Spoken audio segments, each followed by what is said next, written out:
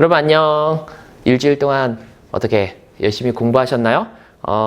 제가 기출문제 분석 지금 시리즈로 계속 풀어드리고 있어요. 근데 그에 앞서서 제가 요거는 잠깐 한 가지 정리해드리고 갈 부분이 이제 생겼어요. 뭐냐 하면 제가 전반적으로 그 교육학 논술의 내용 영역을 쭉 설명해 가면서 제가 그 교육사회학 부분이 정리가 안 된 그런 것을 이제 어떤 수험생이 한번 교수님 정리해 주세요. 저한테 카페에 요청이 들어와서 제가 그 부분 한번 정리해 드리고 가는 게 맞는 것 같습니다. 그럼 요번에 교육사회학 파트 정리하면 이제 내용 영역을 다 정리하는 내용 영역이 제가 제시한 게 여러분 8개 파트로 내용 영역을 정리를 했습니다. 이제 교육과정, 수업, 평가, 행정, 그리고 이제 심리학, 사회학, 생활지도 상담, 기타 파트. 그래서 이제 사회학 파트까지 완성이 되면 8개 파트 내용 영역을 하나의 카테고리로 묶어서 제가 유튜브에서 그 제공을 하겠습니다. 그럼 여러분 들어오셔서 그 내용 영역 파트 순서대로 한번 보시면 어떻게 감을 잡으면 된다고요? 적어도 저 내용은 다 알고 들어가야 한다. 이렇게 감을 잡고 가시면 돼요. 그러면 제가 교육사회학 파트 한번 정리해 보겠습니다. 교육사회학 파트는 그간에 이제 출제되었었던 게 사실 많지는 않잖아요. 어떤 거? 우리가 문화실조 하나 출제됐어. 여러분. 문화실조. 그리고 이게 생활지도 상담에서도 우리가 살펴볼 수 있는데 여기 같이 걸치는 게 이제 비행. 그리고 학교 교육에 대한 학교 교육 얘가 갖고 있는 선발과 이 배치에 대해서 배치 하나 빼먹었다. 선발 배치에 대해서 이 기능 2가지 쓰고 한계 2가지 쓰고 요 문제가 이렇게 났어요. 우리가 출제됐었던 문제를 보면 그래서 이제 빈도가 많고 그렇진 않은데 가만히 보면 이 문화와 관련 지어서 문화실조야. 그러면 크게 봤을 때 우리가 문화 이동 파트에서 하나 났는데 거기에서 출제될 수 있는 게 크게 보면 문화지체 그리고 문화실조라고 볼 수 있어요. 문화실조. 근데 문화지체라고 얘기하는 게 무엇과 관련이 되냐면 우리가 뭐 어떠한 정신문화 그리고 어떠한 물질문화. 물질문화의 변화 속도는 빠른데 정신문화가 밸런스를 못 맞춰. 그럼 사회현상적으로 아노미 현상이 일어나잖아요. 이러한 부분은 또 한 번 매칭되는 게 여기서 이제 비행과 매칭이 되는 거예요.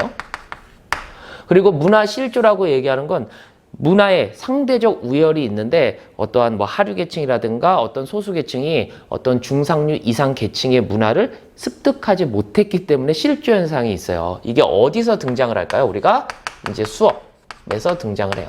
그래서 수업 중에서 보면 학력 격차라든가 뭐 어떠한 뭐 결손이라든가 이런 것으로 등장을 하기 때문에 그게 크게 보면은 인지적인 부분에서 학력 격차로 드러나고 또 정의적인 부분에서 보면 어때요? 학습 동기가 뚝 떨어져 버리는 그래서 어떤 학습된 무력감이라든가 이런 부분으로 드러나게 되는 그래서 이걸 물었어요 사실 이걸 써줘야 돼 보면 여러분 보면 그 어떤 인지적인 측면에서 어떤 번스타인이 얘기한 어법과 같이 학교 교육을 잘 이해를 못한다 그와 관련된 또한 경험이 없으니까 그리고 또 하나는 학습 동기가 뚝 떨어진다. 그래서 수업에서 어때? 소극적인 행동으로 드러난다. 그 부분을 어떤 기 문제에서 이제 출제를 했었고 이 비행이라고 얘기하는 측면도 우리가 미시적인 측면으로 보면 어떤 현상적인 거잖아요. 학교 폭력이라고 하는 것도 그 내부에서 보면 어떤 그 현상적인 건데 특히 보면 뭐예요? 사회학적인 이론으로 그걸 설명해요. 사회학적으로 설명을 하는데 어떻게 설명을 할 수 있어? 차별접촉 이론과 낙인 이론을 통해서 우리가 해석적 패러다임으로 우리가 접근하는 그런 측면입니다. 그래서 그 비행 문제의 사회학적 비행 이론이 출제가 됐었고요.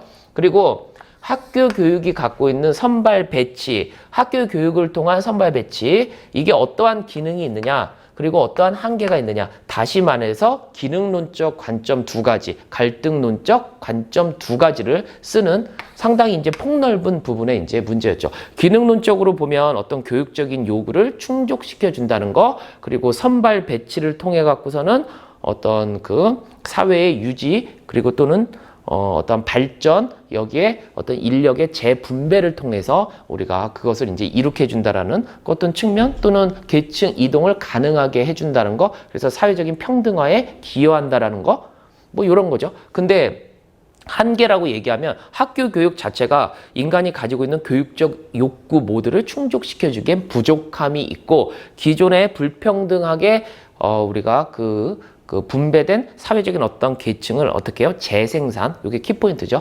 그리고 그것을 영속화시킨다라는 그런 한계. 이런 걸 가지고 우리가 써주면 되는 그런 부분이 이제 출제가 됐었던 거죠. 그러면 여기까지 정리를 한 다음에 그렇다면 우리는 어떤 부분을 공부할 것이냐. 수험생의 입장에서 보세요. 크게 보면 먼저 뭐니 해도 3대 이론을 정리를 해줘야 돼요. 여러분 보면 아시다시피 기능주의, 기능론이라고도 얘기하지. 그리고 갈등주의, 갈등론, 그리고 신교육사회학. 신교육사회학. 다시 말해서 요거는 뭐야? 우리가 보면 미시적인 이론이 되겠죠. 크게 보면 패러다임으로 보면 이렇게 두 가지 그리고 하나를 볼 수 있어. 방금 전에 말씀드린 것처럼 이거는 우리가 거시적이라고도 얘기해요. 거시적 그리고 미시적. 유사한 말로 거시적인 것을 가지고 우리가 규범적 패러다임이다 라고도 얘기하고요. 그리고 미시적인 걸 갖고 해석적 패러다임이다. 주로 거시적이고 규범적인 것은 양적 연구를 통해서 뭐 이제 주로 수행이 되고요. 뭐 갈등주의 안으로 들어가면 그 안에서 질적 연구도 이제 주로 수행이 되겠지만 미시적이고 해석적인 패러다임은 대표적으로 우리가 민속학적 방법론이라든가 현상학적 방법론 여기는 질적인 연구로 100% 이제 수행이 되는 그런 패러다임이 되겠죠. 그래서 이 3대 이론을 정복하면 사실 교육사회학의 공부할 내용은 거의 다 공부한다고 볼 수가 있어요. 이 이외에 우리가 공부할 부분은 어떤 교육 평등관이라든가 이제 현상학적인 부분 이제 학교 어떤 현상적인 부분으로 이제 일어나는 여러 가지인데 그러한 부분은 사실 2차 신에서 많이 물어보기 때문에 이 3대 이론이 가장 이제 큰 부분이고 그리고 그 다음은 교육 평등관 4가지 정도 그 교육 평등관은 구체적인 어떤 사례 정책과 함께 붙여줘야 돼요. 왜냐하면 객관식 기출 문제를 분석했을 때도 거기서 이제 문제가 다량 출제가 되었었기 때문에 그러니까 교육학 논술이라고 얘기하는 게 어떤 지문이 있고 이 지문은 하나의 현상이자 맥락적인 것으로 설명이 되잖아. 이 맥락을 보고 이게 어떠한 이론으로 설명이 되느냐. 그리고 그 이론의 특징은 뭐고 어떠한 장단점은 뭐고 우리는 어떠한 것을 해줘야 되느냐. 이런 측면입니다. 그래서 우리가 이 3대 파트 먼저 한번 제가 정리를 해보도록 하겠습니다. 먼저 기능주의라고 하면 대표하는 사람들, 창시자, 교육사학의 창시자라고 얘기하는 디르케미 등장을 하죠. 디르케미과 같은 경우는 기타 보통 여타의 교육학자들과 이제 그 어떤 수준을 달리하는 학자예요. 왜냐하면 20세기를 대표하는 뛰어난 학자 중에 이게 탑5 안에 들어가는 이제 학자란 말이에요. 그래서 디르케미 교육사회학을 창시했는데 교육사회학 자체가 기능론, 기능주의, 사회 유기체설을 바탕으로 이제 형성이 되죠. 그래서 디르케미 지향하는 바는 기능적인 연대에서 사회가 유기적인 연대로 나아가야 한다라는 거죠. 그리고 그 속에서의 교육이 사회의 유지와 존속과 발전에 결정적인 영향을 한다. 무엇을 통해서 한다? 요게 이제 포인트가 되는 거죠. 제가 말씀을 드릴게요. 디르케미. 그리고 파슨스. 그리고 드리븐, 어떤 책은 드리벤이라고도 나옵니다. 이 3대 학자. 이게 가장 메이저예요. 이 뒷파들을 공부를 해줘야 돼. 여러분들이. 얘가 출제될 확률이 매우 높아. 사실 이 파슨스가 얘기한 학교 교육의 어떤 역할과 어떤 기능, 가장 핵심적인 게 뭐야? 우리가 여기서 얘기하는 업적주의, 다시 말해서 능력주의. 이 업적주의와 능력주의에 의한 선발 배치 기능이 매우 중요한 거잖아. 우리 기존의 어떤 기출 문제에서도 그걸 갖고 이제 써주면 돼요. 어떤 학업 성취에 왜 노력을 해야 되느냐. 저마다 타고난 능력차가 있고 거기에 노력의 정도까지 따라가서 얻어지는 어떠한 학업 성취는 매우 가치로운 것이고 그 성취에 따라서 사회적인 어떤 분배가 이루어진다. 학교 교육을 정당하게 옹호하는 가장 강력한 어떤 논점이 되는 그런 파트입니다. 이렇게 딱 놓고 보면 이 세 학자의 공통점은 뭐예요? 학교 교육의 목적 자체가 어디에 있다? 사회화에 있다. 요게 이제 출제 포인트가 됩니다. 그래서 뒤늦겐 같은 경우는 사회화를 보편사회화, 특수사회화로 나눴다는 그 측면, 요거 출제됩니다, 여러분.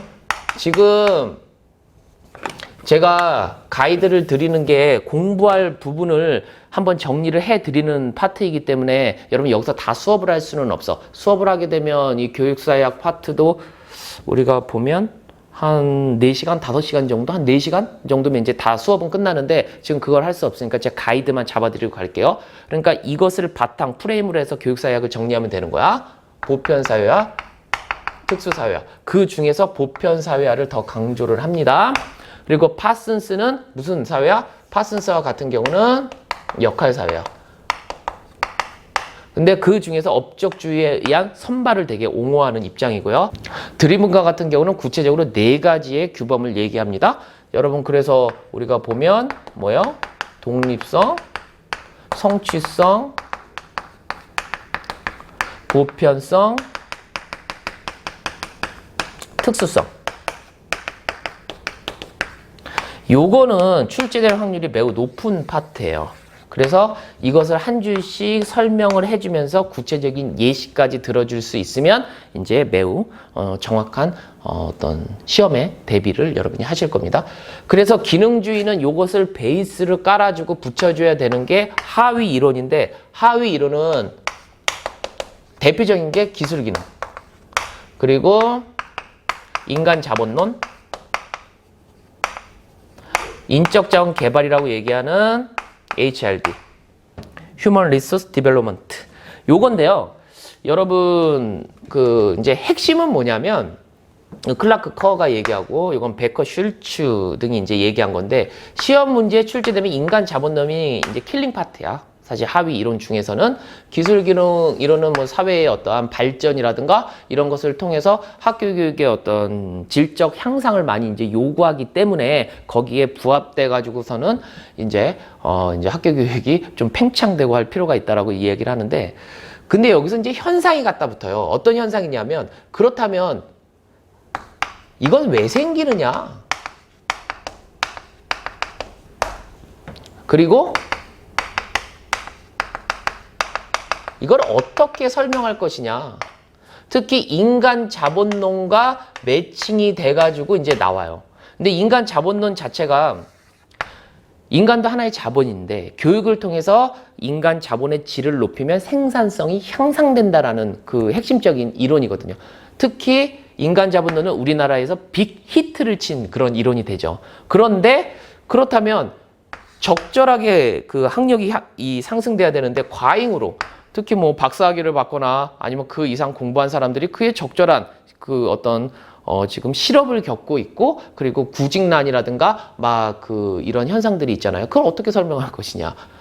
그리고 점차적으로 생산과 관계없이 향상만 이 상승만 되어가고 있는 사회적인 현상을 어떻게 설명할 것이냐. 그래서 이것을 뭐예요?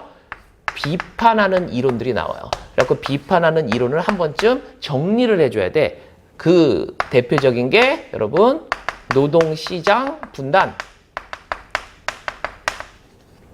그리고 선별가설 신호모형 그리고 직무경쟁 이런 것으로 이제 비판을 하거든요. 그래서 이 파트 인간자본론 그리고 뭐 HRD 근데 뭐 HRD는 이제 그 우리가 학습 조직과 마찬가지로 어떤 조직적 차원에서 지속적인 성장과 발전을 위해서 여기서 보면 이게 확대된 거죠. 인간 자본론이. 그래서 어떠한 인적 자본을 이제 개발하고 향상시켜 나가는 것에 대해서 이제 조직적 차원에서 이제 이야기를 하는 건데 킬링 파트가 요 인간 자본론이 되겠습니다. 그리고 이것이 사회적인 현상과 매칭이 되었을 때 이를 비판하는 이론들, 이거를 한번 물어볼 수가 있단 말이야.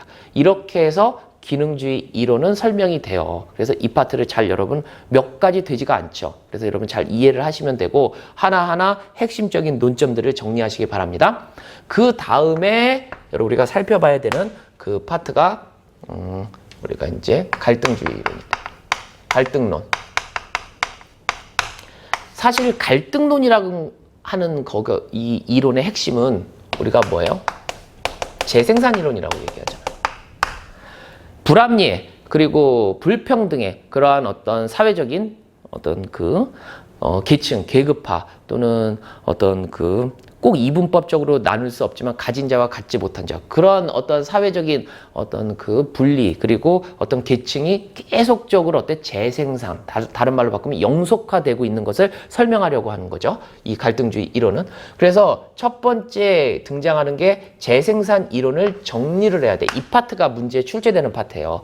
하나가 이 재생산을 어떻게 설명을 해요?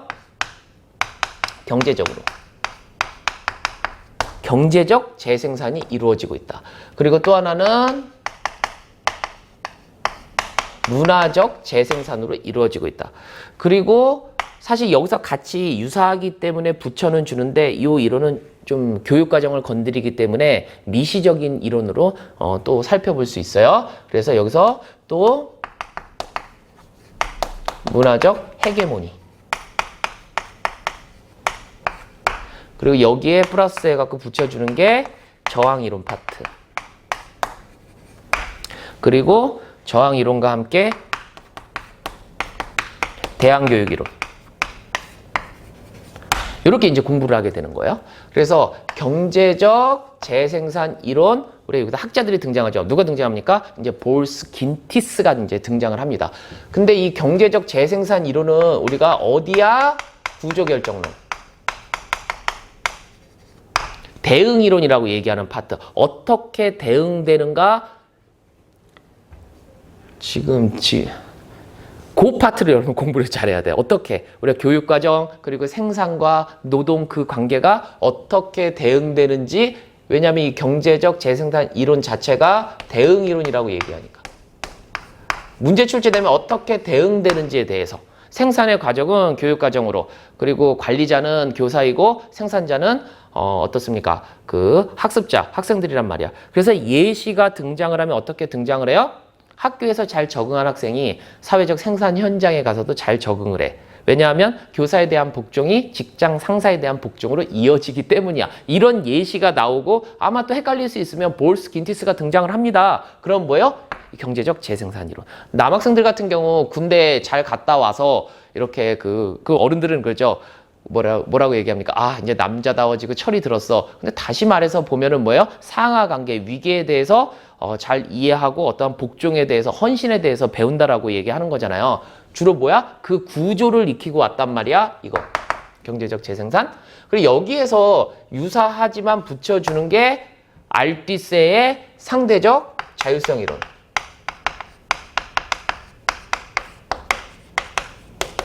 요 이론. 왜냐하면 여기서 우리가 억압적 국가기구 그리고 이데올로기적 국가기구 교육은 이데올로기적 국가기구로서 어때요? 교육의 상대적인 어떤 부분적인 자율성을 갖고 있다라고 얘기해 주기 때문에 그것을 하나 붙여가지고 여기는 알티세가 등장을 하고 재생산 이론 요 한 파트 있고요. 그리고 제가 봤을 때 출제될 확률이 매우 높은 게 요것과 이제 요건데 이 문화적 재생산 이론은 학자로 치면 이제 부르디에가 이제 얘기를 하죠. 근데 이 파트에서 보면 학교는 여기서 상징 폭력이라고 그래요. 그러니까 학교에서 어떤 지배 계층의 문화를 일방적으로 전수한다. 그러니까 그게 마치 어떤 폭력과도 같다. 그래갖고 심볼릭 바이올런스라고 얘기하는 상징적 폭력을 얘기해요. 제가 빈을 위한 헌정 강의에서도 이제 이 앞선 유튜브 거기에서도 이제 이야기한 부분이 있는데 여기에서의 킬링 파트는 뭐냐면 자본이야. 문화자본. 근데 헷갈리는 게 뭐라고? 우리가 이 자본의 종류는 브루데가 얘기하는데 네 가지의 자본의 종류를 얘기했다. 하나가 뭐야? 경제적 자본, 그리고 상징적 자본, 문화적 자본, 그리고 우리가 거기서 그러니까 경제적 자본, 사회적 자본, 문화적 자본, 상징적 자본 네 가지 자본을 얘기했는데 그 중에서 가장 우리가 핵심적으로 살펴보는 게 이 문화자본이다. 이 문화자본 내에 들어가면 뭐가 있어? 아비투스가 있고, 그죠? 어렸을 적부터 체화된 하나의 성향과 스타일이란 말이에요. 요거를 많이 용어이기 때문에 이제 물어볼 확률이 매우 높아요. 그리고 문화자본의 종류를 이야기하라고 하면 아비투스 얘기하고, 그리고 객관화된 문화자본, 그리고 제도화된 문화자본. 요걸 얘기할 수 있어야 돼. 여러분 나눠서.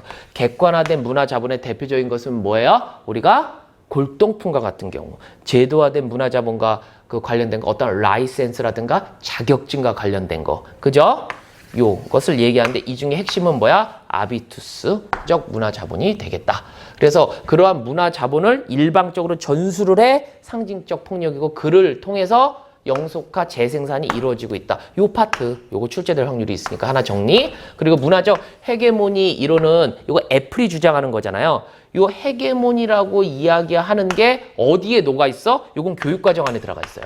그래서 제가 모두에도 요 앞서서도 말씀을 드렸지만 제가 묶어서 여기서 말씀을 드리지만 이 애플의 문화적 헤게모니 이론 자체는 어디에? 미시적 이론에서 우리가 분류에 또 들어갈 수가 있어요. 그래서 이제 보면 학교에서는 이제 어떤 지배계층의 헤게모니가 마치 무엇인 것처럼 전통 문화, 주류 문화인 것처럼 그것이 교육과정에 녹아져 들어가 있기 때문에 학교 교육을 통해서 자연스럽게 어떤 지배층의 문화가 뛰어난 문화인 것처럼 인식하게 된다. 그를 통해서 사회적인 어떤 영속화와 재생산이 이루어지고 있다라고 설명하는 이 파트. 그래서 재생산 파트는 이렇게 공부를 해두고 그 다음에 이제 저항이론 파트. 사실 이 저항이론 파트는 들어가면 크게 보면 살펴볼 학자가 두 학자로 봐야 돼요. 하나는 지루라는 학자의 그 이론이고 또 하나는 윌리스의 이론입니다.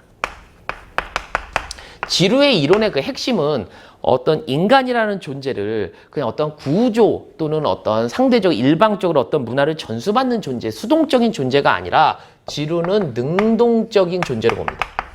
그래서 사회개혁의 주체로서 인간이 어떠한 역할을 해야 되는지 하면서 거기에 폭로라는 방법을 강조하는 학자입니다. 그리고 윌리스는 반학교 문화라고 이야기하죠. 그래서 우리가 연구를 보면 윌리스의 어떤 종합고등학교 연구를 보면 어떤 그 교육을 통해서 사무직으로 바꿔주고 어떤 사회적으로 그 계층 상승의 기회를 주고자 하지만 이들은 간파와 그 제약이라는 것을 우리가 익히게 되죠. 그래서 사나이를 라드라고 얘기하면서 그대로 어떤 교육적 혜택을 거부하고 자신들의 길을 가죠. 그러니까 그들 자체가 반학교 문화를 형성한다. 그러니까 이 역시도 어떠한 상대적인 자율성을 갖고 있다. 불합리한 위치에 처해 있음을 간파하게 되고 그를 통해서 더 이상 아무리 노력해도 사회적인 계층 이동은 한계에 다다른다. 할 수 없다라고 있기는 제약을 이제 알게 된다는 거죠. 그래서 그 모범생의 길을 가지 않겠다. 모범생은 귓구멍 이어 올래라는 어떤 저속화된 이제 표현을 쓰고 이제 하죠. 그래서 윌리스의 반학교 문화. 이건 반학교 문화. 이 저항 이론, 대안교육 이론 파트도 우리가 이 갈등주의 이론에 이제 걸쳐 있기는 한데 사실 보면 이 갈등주의 이론에서 하는 이 끄트머리에 이런 것은 어떤 상호작용과 교육과정의 문제를 돌아보지 않을 수 없기 때문에 걸쳐 있어. 어디에? 미시적 이론에도 조금씩 걸쳐 있어요. 그래서 대안교육 이론 하면은 여기서는 이제 우리가 라이머, 스쿨 이즈 데드, 학교 사망론, 그리고 디스쿨링 소사이어티를 얘기한 탈학교론 일리치. 근데 이 중에서 일리치를 주목하게 되죠. 사실 비공식적 교육과정을 라이머도 얘기하고 일리치 같은 경우는 잠재적 구조를 다 얘기해요. 그래서 이 학자들 자체는 우리가 어디에서도 살펴봅니까? 미시적인 이론에서도 이제 살펴보는데 이 끄트머리에 걸려 있어. 우리가 보면 갈등론의 끄트머리에 걸쳐 있으면서 우리가 이제 다시 이제 미시적 이론과 이제 맞닿아 있는 학자인데, 이렇게 크게 사실 보면 기능주의, 그리고 갈등주의, 그리고 신교육사회학이라고 얘기하는 미시적인 패러다임, 미시적인 패러다임은 주로 무엇을 살펴봅니까? 교육과정과 상호작용을 살펴보거든요. 그래서 이렇게 패러다임을 세 가지로 나눈 학자는 블래키지와 헌트의 분류예요. 우리가 교육과정에서도 보면 파이나의 분류에 의해서 전통적인 거, 그리고 개념 경험주의, 그리고 재개념주의 이렇게 나누잖아요. 여긴 블래키지, 헌트가 이렇게 나눴는데, 우리가 대체적으로 교육사회학을 연구하다 보면 그 블래키지와 헌트의 분류에 따라서 이제 살펴봅니다. 우리가 어떠한 이론들을 칼로 자르듯이 이렇게 분류할 수는 없지만 큰 흐름 자체가 이렇게 흘러가고 있다.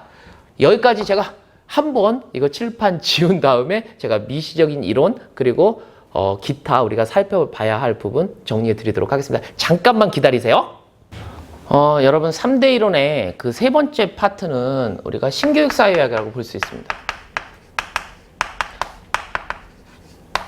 신교육사회학. 여기서 이제 출제되는 이제 논점을 잘 한번 우리가 생각을 해봐야 돼요. 신교육사회학이 이제 출현하게 된 우리 배경 자체가 영국에서부터 오잖아요.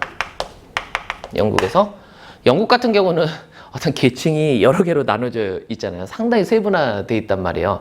그러니까 쉽게 얘기해서 우리가 귀족이라고 해도 귀족도 보면 귀족의 넘버원은 우리가 공작이야. 그리고 그 다음에 후작이고, 그 다음 백작, 우리가 자작, 남작 막 이래 계층화가 막 돼 있단 말이에요.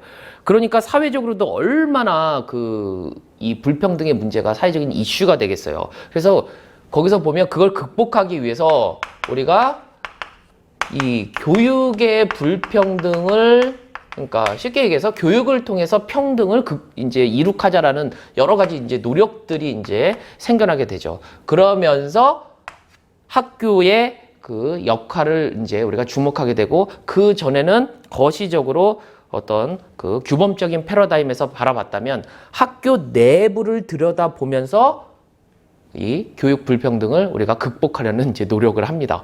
그래서 그러한 흐름, 그러니까 학교의 내부를 들여다보는데 학교 내부에 무엇을 들여다보는지 그게 이제 핵심이 됩니다. 하나가 이 교육과정, 그리고 그 안에서 이루어지는 상호작용. 교사와 학생 간 또는 학생 저마다의 상호작용. 요거에 주목을 하는데 시험 문제 여기서 나오는 거예요, 여러분.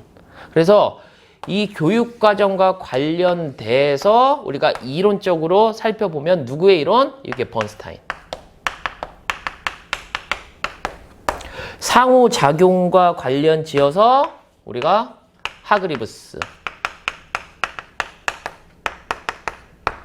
요거를 우리가 잘 이해를 해두면 이제 되는 그런 파트가 됩니다.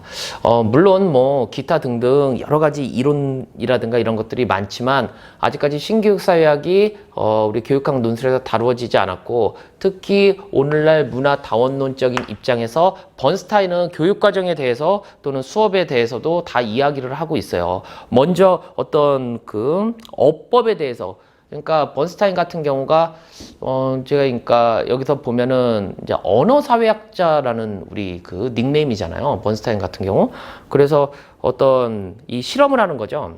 어떤 현상에 대해서 어떤 도판의 그림을 주고 그 그림의 내용을 언어적인 설명을 통해서 이제 전달을 하는데, 중상류층의 그 아이들 같은 경우 그 전달력이 되게 뛰어나. 그리고 그렇지 못한 아이들 같은 경우는 이제 하류층 아이들 같은 무슨 얘기하는지 모른단 말이에요. 근데 가만히 놓고 보니까 이 목에 어머니의 학번에서 차이가 난단 말이에요. 그래서 가만히 보니까 그러면 가정에서의 대부분 이루어지는 그 언어적인 상호작용, 어법이 학교 교육과 매칭시켰을 때 잘 맞아 떨어진단 말이야. 누가? 중상류층 이상이. 그래서 정교한 어법을 쓰고, 그리고 하류층 같은 경우는 제한된 어법을 쓴단 말이야. 그래서 슬랭을 많이 쓰고, 그리고 자기네들끼리는 의사소통이 되는데 어떤 보편적이고 공식적인 어떤 학교 교육과정 씬에서는 그 의사소통이 안 된단 말이에요. 제한적인 그런 어법을 쓰고 하죠. 그리고 분류와 구조라는 것을 가지고 우리가 이게 집합형 코드냐 아니면은 우리가 이게 통합형의 어떠한 코드냐. 그러니까 여기서의 이 코드 자체를 그 번스타인 같은 경우 하나의 교육과정으로 보는 거예요. 그리고 그 내부에서의 보이는 교수법과 보이지 않는 교수법. 요거는 하나 여러분 번스타인은 잘 정리를 해둬야 돼요. 이게 출제될 확률이 제가 보기에 신교육 사회학에서는 거의 넘버원, 일타라고 볼 수가 있는 부분이에요. 그리고 상호작용과 관련된 하그립스 같은 경우는 어떤 식으로 이제 포인트예요. 거기서 학교에서의 그 상호작용은 주로 교사가 학생을 어떻게 규정하느냐에 따라서 이제 이루어지기 때문에 거기서 세 가지의 형태가 나오지 않습니까? 그래서 그 세 가지의 형태, 그래서 뭐 어떤 사자 길들이기로 이렇게 가느냐, 아니면은 연예인형으로 가느냐, 낭만가형으로 가느냐, 그거에 대해서 우리가 정리를 잘 해둬야 되는 게 여러분 그 신교육사회학과 관련된 그런 파트입니다. 사실 우리가 이 갈등론의 끄트머리에 이제 왔었던 그 어떤 저항이론, 그 계열이 같이 연결이 된다고 제가 얘기했잖아요. 왜 그러냐면 학교에서의 어떠한 불평등이 사회적으로 영속화되는데, 그렇다면 학교에서의 불평등이 무엇? 하고 이렇게 주목을 해보면 다 교육과정에 관심을 안 가질 수가 없는 거예요. 그리고 그것이 어떻게 전달되는지 그 상호작용에 대해서 관심을 안 가질 수가 없는 거예요. 그래서 여기에서 보면 거기에도 걸치지만 플러스에서 누구? 프레이리의 이론 같은 경우, 그죠? 그래서 프레이리의 그 이론은 거의 대부분이 어떤 거, 일리치도 그랬지만 브라질의 교육을 연구하잖아요. 그래서 우리가 어떤 그 은행 적금식의 교육, 기존의 교육을 얘기하죠. 그래서 우리가 추구해야 될 것은 문제 제기식의 교육. 어떠한 방법으로 우리가 대화, 그죠? 프락시스, 실천을 통한 어떤 대화를 추구하는 그런 교육이 돼야 된다라고 얘기한 프레이리에 대해서도 좀 살펴봐야 되고, 그래서 여기까지 이제 하면 3대 이론 파트가 다 정리가 되고요. 여기에 이제 붙여주는 건 이제 현상적인 거잖아요. 현상. 근데 현상적인 것도 크게 보면 여러분 두 가지라고 볼 수 있어. 하나는 교육 평등. 이걸 구체적으로 보면은 여기서 이제 그 학력 격차인 거지, 우리가. 이게 시험 문제가 되면 교육 평등은 이론적으로 네 가지의 평등관이 된단 말이야. 우리가 그래서 보면 뭐 허용적인 평등관, 그죠? 그리고 우리가 접근적인 평등관, 그리고 과정적인 평등관, 그리고 결과적인 평등관, 그죠? 이러한 파트인데 여기서 이제 등장을 하게 되면 무엇이 등장을 해? 어떤 책에서는 콜맨 또는 콜만이라고 그러는데 이 보고서, 콜맨 보고서. 그래서 이 보고서가 무엇을 등장하게 해줍니까? 이 결과적인 평등관.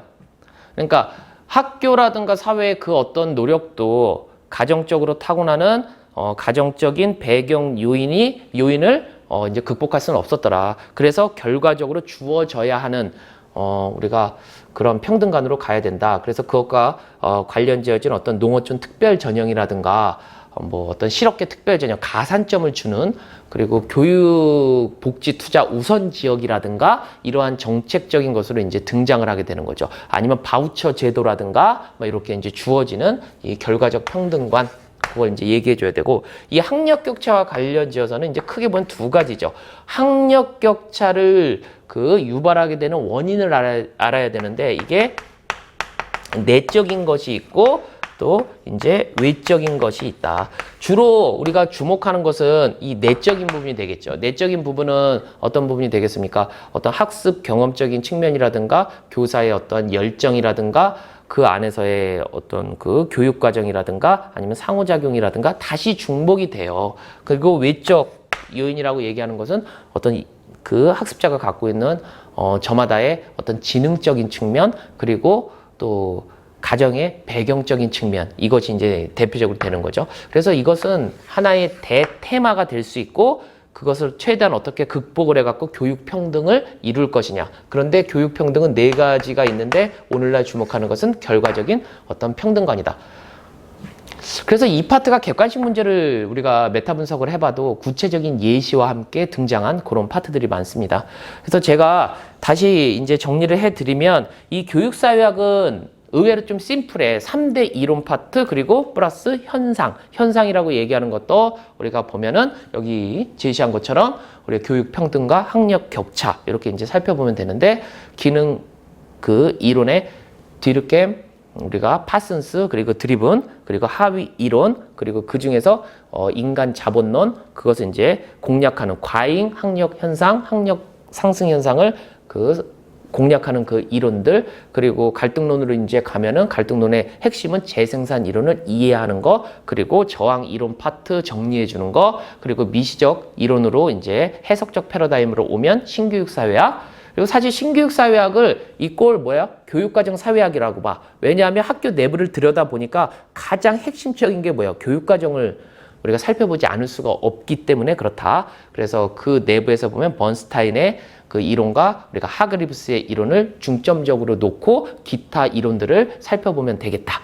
이렇게 이제 정리가 될 수 있습니다. 여러분, 교육사회학 파트 학습 포인트는 이렇게 되겠습니다. 이 부분을 꼭 정리하고 시험을 보러 가시면 되겠습니다. 일단 여기까지 정리할게요.